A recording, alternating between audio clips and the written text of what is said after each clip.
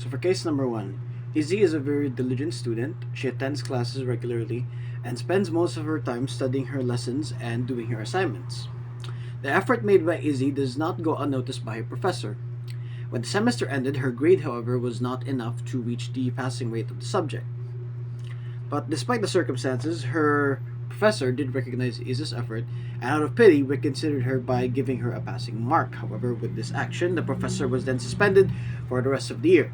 Now, who is the agent of the action? We have concluded that the answer for that is the professor. What has been the act done by the agent?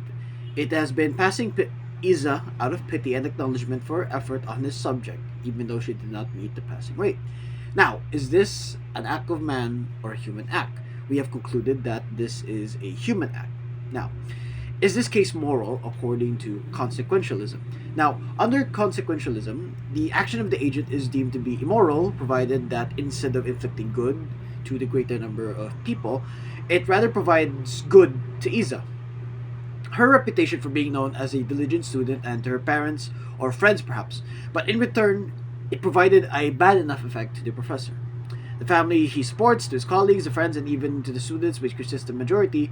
Therefore, the end of the action hereafter did not provide the greater good to the greatest number of people. Same goes with the consequentialist notion under utilitarianism.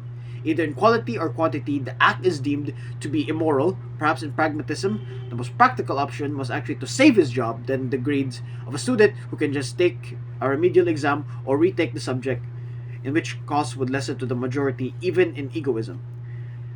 He would rather play safe and remain his integrity at work, which would benefit him more. However, on the other form of consequentialism, hedonism in particular, the professor would likely not dwell on the consequences of his action, but rather on the concept of good that the certain moment may have provided to the student and him, and just later on faces the consequences of what we had compromised, which would make his actions therefore morally permissible.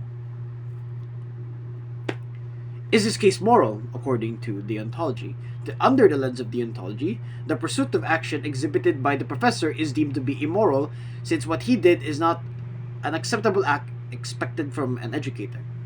Reconsideration of students who fail their subject out of pity or just by acknowledging the effort exerted is not a universally considered action, as it stands against what is believed to be good in the existing moral standard. It's not on the calling of the professor to follow what he wants, knowing that it is unfair to the rest of the class. He should have taken the appropriate measures, despite whatever consequences may have arisen from it. In other words, the act alone was already immoral, since it stands against the moral obligation expected of him to make sure that fairness remains in the classroom and to each student.